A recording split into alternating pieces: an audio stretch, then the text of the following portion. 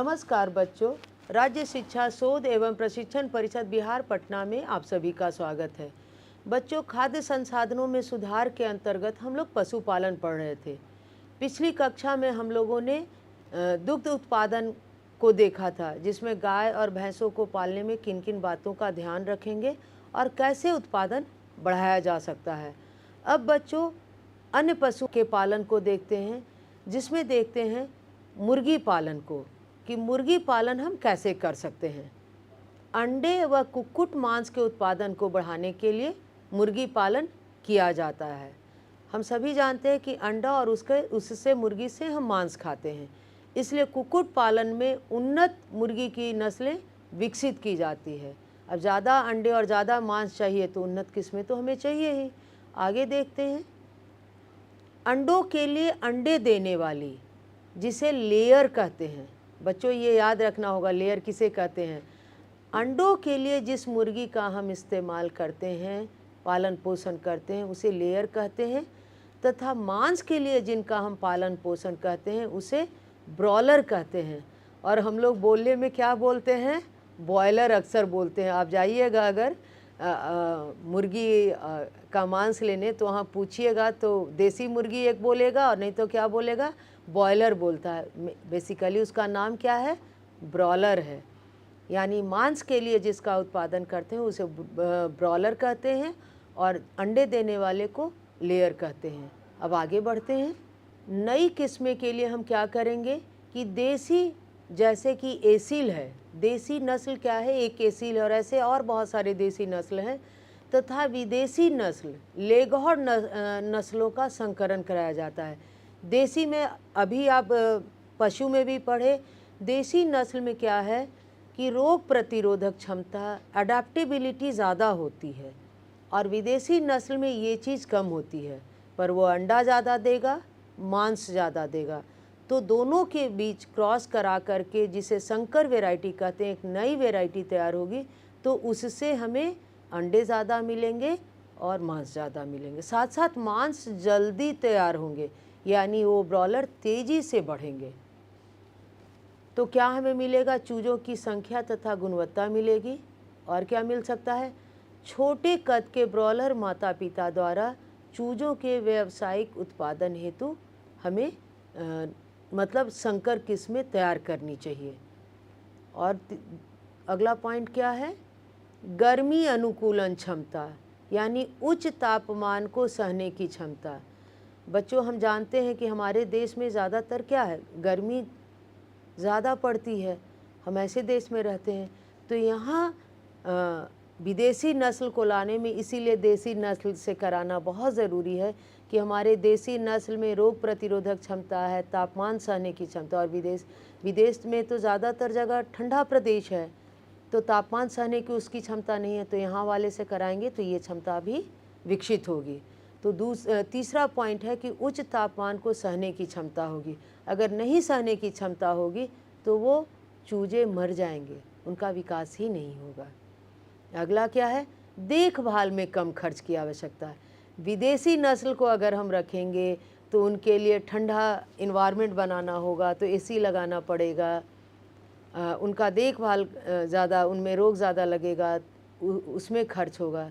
तो ये भी ध्यान रखना होगा कि हम ऐसी नस्ल तैयार करें जिसके देखभाल में कम खर्च, तभी ना उत्पादन से फ़ायदा ज़्यादा मिलेगा। अदरवाइज़ मान लीजिए हमको एक चूजे से 1 केजी या 2 केजी मिल रहा है, जो पहले हमको ½ केजी मिल रहा था, पर अगर उसके देखभाल में ही हमारा खर्च ज़्यादा हो गया तो फिर फ़ायदा तो नहीं हुआ।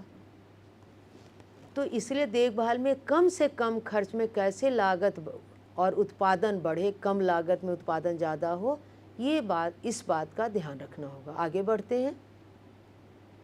अंडे देने वाले तथा ऐसी क्षमता वाले पक्षी जो कृषि के उपोत्पाद, यानी एग्रीकल्चरल बाई प्रोडक्ट से प्राप्त सस्ते रेशेदार आहार का उपभोग कर सके। यानी कृषि के जो बाई प्रोडक्ट है, कृषि से जो वेस्ट प्रोडक्ट है, अगर उसको ज़्यादा से ज़्यादा इस्तेमाल करें तो हमें फ़ायदा मिल सकता है। अब जैसे मछली मार्केट का, मछली के जो स्केल्स निकलते हैं बच्चे, अगर उसे और जो गंदगी साफ़ करके मछलियों के निकालते हैं, अगर जैसे नहीं इसको मुर्गी पालन में देते हैं तो मुर्गी के लिए कहा जाता है वो पार्टी वाला खाना है, यानी उसके बहुत पसंद का खाना है।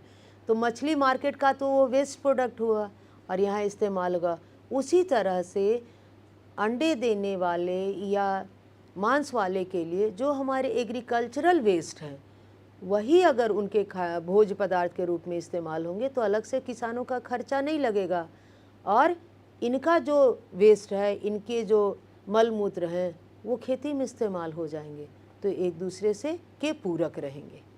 तो बच्चों, ये था मुर्गी पालन में, यानी मुर्गी पालन में किन किन बातों का ध्यान रखेंगे, कौन अंडे देती है और कौन किस तरह का हमें पालन करना है कि मांस देने वाले का पालन करें, उस तरह से मुर्गी का हम चुनाव करेंगे और कैसे एग्रीकल्चरल वेस्ट से उनके खाने की हम पूर्ति कर सकते हैं ताकि उनके पालन पोषण में हमारा खर्च कम हो, ताकि उत्पादन ज़्यादा हमें मिले और हमें ज़्यादा फ़ायदा मिले। अब बढ़ते हैं अगले उत्पादन की ओर कि और किसका हम पालन पोषण करते हैं। तो दूसरा है मत्स्य पालन, मछली पालन। मछलियों का व्यवस्थित पालन, उत्पादन और प्रबंधन क्या कहलाता है? फिश फार्मिंग या बायोलॉजी में एक शब्द है पीसी कल्चर कहलाता है। बच्चों, कभी कभी फ़िश फार्मिंग या पीसी कल्चर को डिफ़ाइन करना भी आता है। बच्चों, ये मछलियाँ दोनों तरह के जल में इनका पालन होता है, इन मछलियों का, समुद्र में भी और तालाब या नदियों में भी। आगे देखते हैं। यह किसानों और ग्रामीणों के लिए भोजन और आय का महत्वपूर्ण स्रोत है।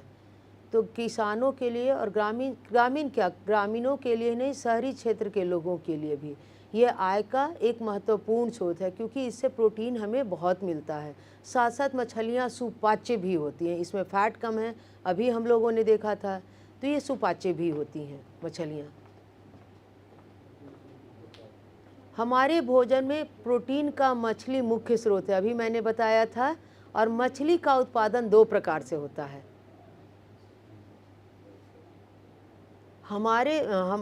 मैंने बताया था कि प्रोटीन का मुख्य स्रोत है मछली, और ये 2 प्रकार से इसका उत्पादन हो सकता है। पहला क्या है देखते हैं बच्चों।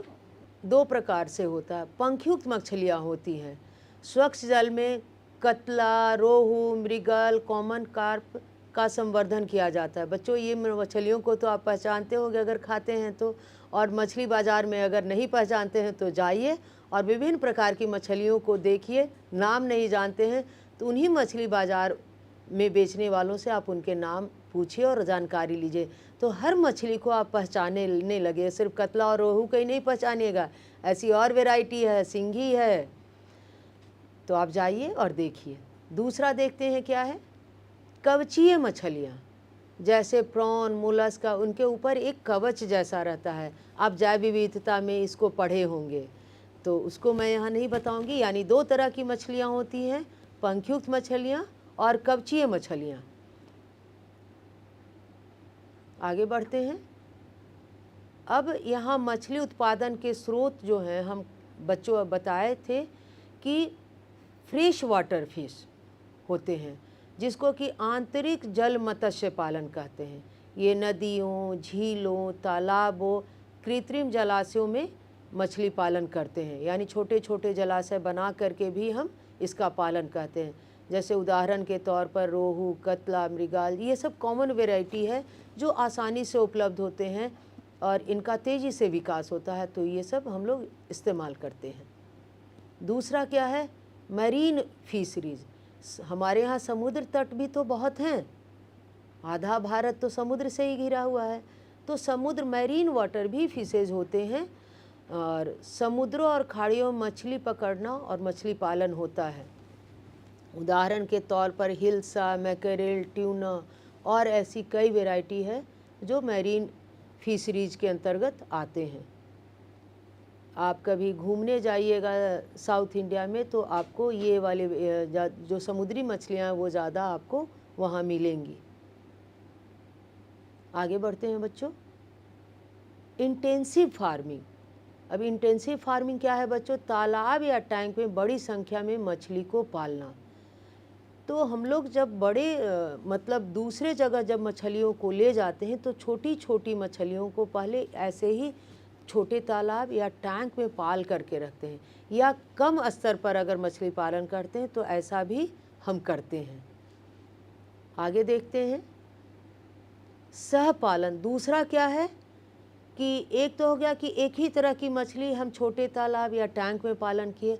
एक ज़्यादातर जो हमारे यहाँ के किसान या पशुपालक करते हैं वो डिफरेंट मिक्स मछली पालन करते हैं कि अलग अलग, कि हर मछली बच्चों अलग अलग लेवल पे रहती है तालाब के। इसे सहपालन कहते हैं या कंपोजिट फिश कल्चर कहते हैं। एक ही तालाब में अलग अलग प्रकार की मछलियों का पालना। कैसे? कुछ ऊपर की परत में रहती है, कुछ बीच के और कुछ नीचे की परत में रहती है, तो पूरा तालाब का ये पूरा उपयोग हो पाता है। और सबसे बड़ी बात, पोषण के लिए भी, खान पान के लिए भी झगड़ा नहीं होता है। तीनों का रहने का स्थान ही अलग अलग है। कोई ऊपर में रहता है, कोई बीच में रहता है, यानी 3 मंजिल है तालाब का, जैसे हमारे घर के 3 मंजिल होते हैं। अब देखिए ऊपर कौन रहता है? ऊपर में कतला रहता है सबसे ऊपरी मंजिल पे। बीच वाले मंजिल पे कौन रहता है? रेहू। और सबसे नीचे में रहता है मृगल। तो तीनों का ग्रोथ प्रभावित नहीं। इससे फ़ायदा क्या हुआ कि तालाब का संपूर्ण उपयोग हुआ और उत्पादन ज़्यादा मिला। बच्चों, मछली पालन को हम लोग पढ़ लिया। मछली पालन से जुड़ा हुआ एक सवाल भी देख लेते हैं। बच्चों, मछली पालन तो पढ़ लिए, बहुत ज़्यादा इसमें कुछ है नहीं। मछली पालन 2 तरीके से होते हैं, एक फ्रेश वाटर और एक मरीन वाटर फिशरीज। दोनों के वेराइटीज़ हैं। और मछली पालन कंपोजिट भी होता है और सिंगल भी होता है। सिंगल में सिर्फ एक ही वेराइटी ग्रो करेंगे, उसका पालन करेंगे। और कंपोजिट में क्या है? अलग अलग वेराइटी एक ही तालाब में ग्रो करते हैं ताकि वो अलग अलग लेयर पे रहते हैं। तो अब एक सवाल को बच्चों देख लेते हैं मछली पालन से जुड़ा हुआ। मछली पालन को पशुपालन का हिस्सा क्यों माना जाता है? जैसे मछली पालन तो पानी में होता है, तो फिर पशुपालन के अंतर्गत क्यों आता है? अच्छा सवाल है ना। उत्तर देखते हैं। मछली भी मानव को प्रोटीन, मानव जाति को क्या देता है? प्रोटीन का स्रोत है। और क्या है? तालाब, नदियों और समुद्र से मछली पालन किया जा सकता है। और इन्हीं से, तालाब और नदियों से हम खेतों की सिंचाई भी तो करते हैं, पढ़े हैं हम लोग। तीसरा, यह किसानों को अतिरिक्त आय और रोजगार देता है। यानी अगर किसान खेतों की सिंचाई के लिए तालाब, आहर, पोखर बना रहे हैं तो मछली पालन करके वो एक अतिरिक्त उत्पादन भी कर लेंगे। तो सिर्फ सिंचाई ही क्यों करें, मछली पालन भी उसके साथ साथ कर लें, तो उनके आय का स्रोत बढ़ जाएगा, उनकी आमदनी बढ़ जाएगी, पौष्टिक आहार भी मिलेगा। आगे बढ़ते हैं बच्चों। अब मछलियों के उत्पादन को बढ़ाने के लिए क्या क्या, किन किन बातों का ध्यान रखना चाहिए? जैसे बाकी पशुपालन में देखें वैसे मछलियों के लिए भी देखते हैं कि क्या क्या हम सावधानियां रख सकते हैं। तो वैज्ञानिक तकनीकों का प्रयोग करना होगा। तालाब, झील का नियमित सफाई और ऑक्सीजन संतुलन, यानी गंदगी ज़्यादा रहेगी, ऑक्सीजन की कमी होगी, तो वैसे कुछ पौधे भी उसमें रहने चाहिए ताकि ऑक्सीजन का संतुलन बना रहे। उन्नत प्रजातियों का चयन करना होगा और कृत्रिम प्रजनन की तकनीक अपनानी होगी। उचित मात्रा में आहार देना होगा। बच्चों, जो सुझाव दिए गए हैं, अगर इन सुझावों पर हमारे किसान ध्यान देंगे और जहाँ से भी सलाह लेने की ज़रूरत है कृषि सेंटर से, तो वहाँ से सलाह लेकर अगर इन सब बातों का ध्यान रखेंगे तो मछली उत्पादन में वो बढ़ोतरी कर सकते हैं। तो मछली पालन से सवाल भी देखें और कैसे मछली उत्पादन बढ़ाया जा सकता है ये भी देखें। अब बढ़ते हैं अगले पालन की ओर। और क्या क्या हम पाल सकते हैं खेती के साथ पशुओं को, तो देखते हैं अगला कौन है जिसका हम पालन आसानी से कर सकते हैं। मधुमक्खी पालन। अब मधुमक्खी पालन क्यों कर रहे हैं खेती के साथ? पहला सवाल तो मेरा यही है। तो बच्चों, जब किसान खेती करते हैं तो उसमें फूल भी तो आते हैं, सरसों के फूल और सारे या सबके फूल जो आते हैं, तो उन फूलों का फ़ायदा हम मधुमक्खी पालन करके उठा सकते हैं कि सरसों से हमें बसा मतलब तेल निकालना तो मिलेगा ही, साथ साथ मधुमक्खी पालन से हमें एक और उत्पाद मिल जाएगा। मधुमक्खी पालन है क्या? यह वह अभ्यास है जिसमें मधुमक्खियों की कॉलोनी को बड़े पैमाने पर रखा व संभाला जाता है और उनकी देखभाल करते हैं ताकि बड़ी मात्रा में शहद और मोम प्राप्त हो सके। तो मधुमक्खी से बच्चों हम जानते हैं कि हमें शहद मिलता है, साथ साथ उनके जो छत्ते होते हैं जिसमें मधुमक्खियाँ रहती है, उससे हमें मोम भी प्राप्त होता है, यानी बाई प्रोडक्ट के रूप में मोम। और इनका बीमारियों में और कई सौंदर्य प्रसाधन में इस मोम का उपयोग होता है और शहद का भी विभिन्न तरीकों में उपयोग होता है। तो खेती के साथ साथ हम मधुमक्खी पालन बड़े आसानी से कर सकते हैं। आगे देखते हैं कि क्या क्या ध्यान देना होगा मधुमक्खी पालन में। अधिकतर किसान मधुमक्खी पालन अन्य आय स्रोत के लिए इस्तेमाल करते हैं, तो अपनी आमदनी को भी बढ़ाने के लिए करते हैं किसान। एपियरी एक ऐसी व्यवस्था है जिससे अधिक मात्रा में मधुमक्खी के छत्ते मनचाही जगह पर अनुशासित तरीके से इस प्रकार रखे जाते हैं कि इससे अधिक मात्रा में मकरंद तथा पराग एकत्र हो सके। बच्चों, मधुमक्खी पालन जो होता है वो आप देख पा रहे हैं कि बक्से में रहते हैं और एपियरी उनमें जाल जैसा ऐसा बना हुआ उसमें किसान डाले रहते हैं और उसी जाल में मधुमक्खियाँ रहती हैं, यानी वहाँ से निकलती हैं, फूलों पे जाती है, उससे वो क्या करती है, अपना भोजन लेने के लिए उससे मकरंद चूसती हैं और फिर आकर के ये उनका घर है जहाँ वो रहती हैं। साथ साथ वो उससे शहद तैयार करती हैं। आगे बढ़िए सर। भारत में मधुमक्खी के प्रकार, तो कुछ भारतीय मधुमक्खी के प्रकार निम्नलिखित हैं। एपिस सेरेना इंडिका सामान्य भारतीय मधुमक्खी है, आपको ये नाम बच्चों याद करना होगा। एपिस डोरसेटा एक सैल मधुमक्खी है और आप लोग बच्चों जानते हैं ना, रानी मधुमक्खी होती है वही तैयार करती है मध। एपिस फ्लोरी छोटी मधुमक्खी जो कार्य करती है। यूरोपियन मधुमक्खी भी भारत में इस्तेमाल की जाती है जिसका नाम है एपिस मेलिफेरा, यानी Apis cerana, Apis florea, Apis mellifera. ये नाम आपको याद रखने होंगे। यूरोपियन मधुमक्खी एपिस मेलिफेरा है, रानी मधुमक्खी एपिस सेरेना है और कार्य करने वाली मधुमक्खी एपिस फ्लोरी है। मधुमक्खी से लाभ क्या है? ज़्यादा शहद एकत्रित करने की क्षमता, जल्दी प्रजनन क्षमता, कम डंक मारती है। जो यूरोपियन मधुमक्खी पढ़े ना अभी, तो उसका फ़ायदा क्या है? यूरोपियन मधुमक्खी से हमें ज़्यादा शहद मिलेगा और प्रजनन क्षमता बढ़ेगी, साथ साथ ये डंक कम मारती है, मतलब हानि हमको कम होगा अगर काट लिया तो। और ये लंबे समय तक निर्धारित छत्ते में रह सकती हैं, यानी जितने समय तक, जितने देर तक मधुमक्खियाँ अपने छत्ते में टिकेंगी उतना ही ज़्यादा शहद तैयार करेंगी, यानी अपने घर में उसका टिकना बहुत ज़रूरी है। और जो ज़्यादा घूमते फिरते रहेगा, जैसे आप घूमेंगे तो कम पढ़ेंगे, वैसे ही मधुमक्खियों का भी है। तो ये यूरोपियन मधुमक्खी की खासियत है कि ये छत्ते में ज़्यादा टिकती हैं तो ज़्यादा शहद देती हैं। शहद के क्या क्या, शहद होता कैसा है देखते हैं। तो हम लोग देखे हैं कि ये गाढ़ा मीठा तरल पदार्थ है। अब हम सब ने शहद देखा है। यह औषधीय प्रयोग में लाया जाता है तथा शर्करा के रूप में भी प्रयोग करते हैं। आजकल लोग चीनी या गुड़ कम खाते हैं और उसकी जगह शहद का प्रयोग करते हैं ताकि सेहत बनी रहे। इससे एनर्जी, देखिए चीनी जब टूटता है तब वो हमें पच करके एनर्जी देता है, लेकिन शहद में जो शर्करा होता है वो सिंपल शर्करा होता है, तो वो हमें एनर्जी तुरंत देता है।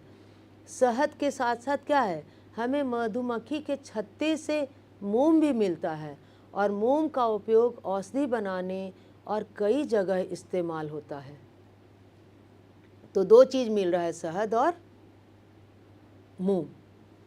अब इसका चारागाह यानी रहते कहाँ, ये कॉमन तो हम लोग सभी देखे हैं। और कभी भी मधुमक्खी के छत्ते पे क्या कहते हैं, ढेला नहीं मारना चाहिए। तो मधुमक्खियाँ जिन स्थानों पर मधु एकत्रित करते हैं उसे मधुमक्खी का चारागाह कहते हैं। यानी चारागाह उसका वही हुआ, वहीं अपना भोजन करता है। वो तो घास इस तरह से चरती नहीं है गायों की तरह। मधुमक्खी पुष्पों से मकरंद तथा पराग एकत्रित करती है, पुष्पों से एकत्रित करके और अपने छत्ते में रखती है। चारागाह के पुष्पों की किस्में शहद के स्वाद तथा गुणवत्ता को प्रभावित करती है। यानी जो मध तैयार होंगे उसका स्वाद कैसा होगा, उसकी गुणवत्ता कैसी होगी, ये निर्भर करता है कि उसके आसपास किस तरह के फूल हैं। यानी वो जो बॉक्स आप देखें मधुमक्खी पालन का, वो कहाँ रखा हुआ है, ये उसके कारण उसके स्वाद निर्भर कर। जैसे सरसों के खेत के पास रखा होगा तो सरसों वाला टेस्ट होगा, आम के पास अगर ज़्यादा रखा होगा, आम के फूल ज़्यादा मिलेंगे तो उसका स्वाद होगा, और मिक्स फ्लावर रहेंगे तो उसका अलग स्वाद होगा। यानी उसका स्वाद और गुणवत्ता पुष्पों के किस्म पर निर्भर करते हैं। अब जैसे एक उदाहरण देके बताया गया है, कश्मीर का बादाम शहद बहुत स्वादिष्ट होता है। यानी बादाम के गार्डन जो बागीचे के पास अगर वहाँ मधुमक्खी पालन किया जाएगा तो वो सबसे ज़्यादा कहा गया है कि वो सबसे स्वादिष्ट होता है। तो बच्चों, आप अलग अलग कभी ऐसे सरस मेला और बहुत कुछ लगता है जहाँ विभिन्न तरह के शहद मिलते हैं, तो आप कभी कभी ऐसे मेले में भी जाइए और ऐसे शहद का स्वाद चखिए और देखिए कि क्या अलग अलग जगहों के शहद के स्वाद में अंतर है क्या। ये कहने वाली बात नहीं, प्रैक्टिकली भी आप इसको चेक कर सकते हैं, क्योंकि सरस मेला में जनरली जो शहद मिले होते हैं उस पर वो लेबल लगाए होते हैं कि इसमें कैसा स्वाद है। तो ये रहा बच्चों मधुमक्खी पालन।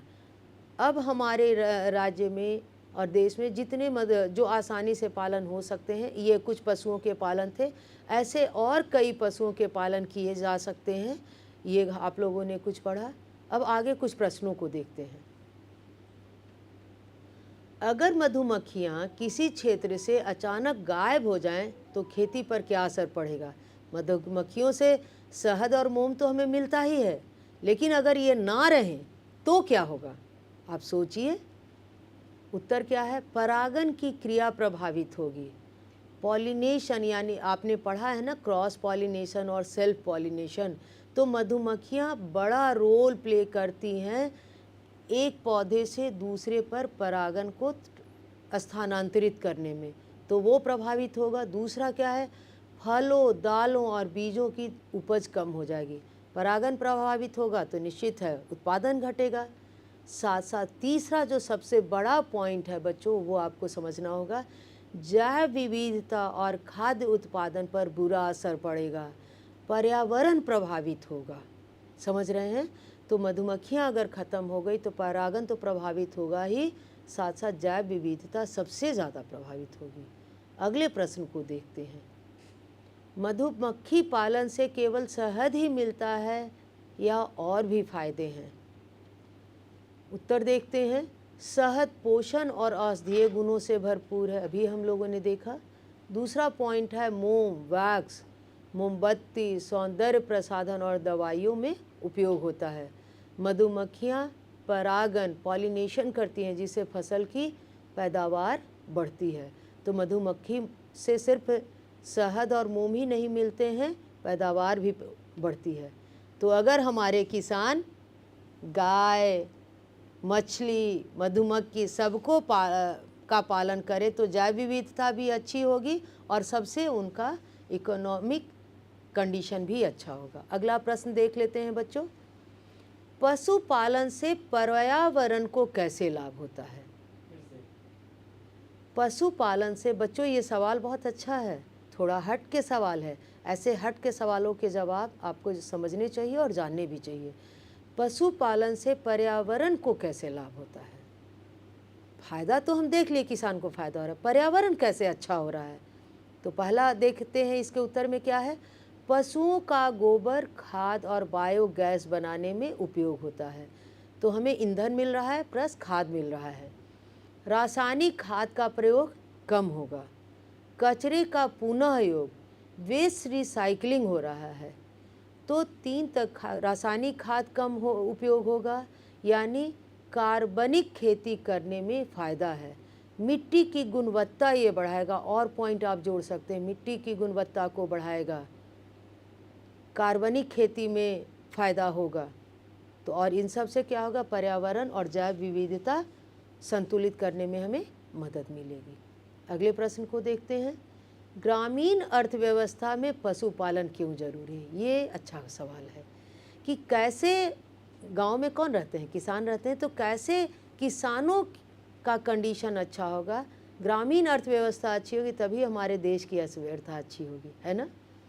उत्तर देखते हैं, किसानों को पूरे साल रोजगार मिलता रहेगा। ऐसे खेती में क्या है, कुछ महीने काम होते हैं और कुछ महीने हमारे किसान बैठे रहते हैं, तो उनको सालों भर काम रहेगा। जैसे हम कहीं काम करते हैं, हमें सालों भर सैलरी हमें मिलती है, उसी तरह।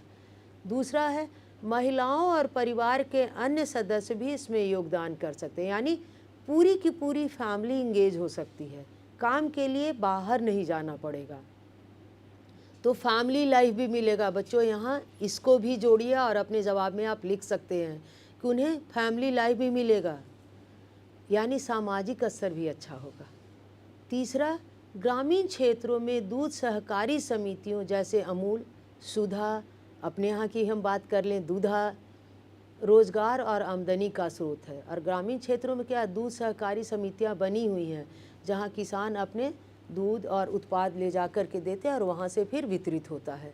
तो इस तरह से पशुपालन ग्रामीण अर्थव्यवस्था को मजबूत करने में और हमारे देश की अर्थव्यवस्था को बेहतर करने में एक बड़ा रोल प्ले कर सकता है, अगर हमारे किसान कृषि के साथ साथ पशुपालन को भी करें तो। यानी कम खेत में भी अगर उन डे बाय डे तो भूमि घट ही रही है, तो कम खेत में भी वो अपनी आमदनी को बढ़ा सकते हैं। सिर्फ कृषि पे निर्भर रहेंगे तो उनकी आमदनी नहीं बढ़ेगी। उन्हें अगर वो पशुपालन करते हैं अपनी सुविधा अनुसार, तो उनकी आर्थिक व्यवस्था अच्छी होगी। तो बच्चों, इस पाठ से खाद्य संसाधनों में सुधार, कृषि और पशुपालन दोनों को हम देखें। इससे, इस पाठ को पढ़ने से आपने क्या क्या सीखा, इस पाठ को क्यों पढ़े आप, क्या क्या इससे आपको फ़ायदा हुआ, ये भी समझना बहुत ज़रूरी है। तो इस पाठ को पढ़ने से आप किसानों को समझे, पशुपालकों को समझे, कैसे इनका संरक्षण करना आवश्यक है, क्यों चाहे शहर में रहें लोग, बाहर में रहें, आप इनके लाइफ को भी समझे, पारंपरिक और आधुनिक कृषि पद्धतियों को आप इससे समझे, कैसे पशुपालन बेहतर करके और कृषि को बेहतर हम कर सकते हैं, इसे समझे। तो ये सब बातें आप समझे और इनसे जुड़े हुए बच्चों, मैं यहाँ यही कहूँगी कि मैंने तो कुछ ही प्रश्नों के जवाब दिए हैं, ऐसे ही आप भी अलग ढंग के प्रश्न सोचें जो इंक्वायरी बेस्ड हो, एक्सपेरिमेंट बेस्ड हो, प्रोजेक्ट कुछ करें खाद्य संसाधनों के सुधार पर, ताकि आप ऐसे कई प्रोजेक्ट में और आते रहते हैं विज्ञान की प्रतियोगिता में, आप भाग ले सकें और आपकी क्रिटिकल थिंकिंग बढ़े। हर चैप्टर पढ़ने के बाद ऐसा आप सोचें ताकि आपके सोच का विकास हो, आप सोच सकिए देश के लिए, किसानों के लिए और देश की अर्थव्यवस्था के लिए। तब तक के लिए धन्यवाद।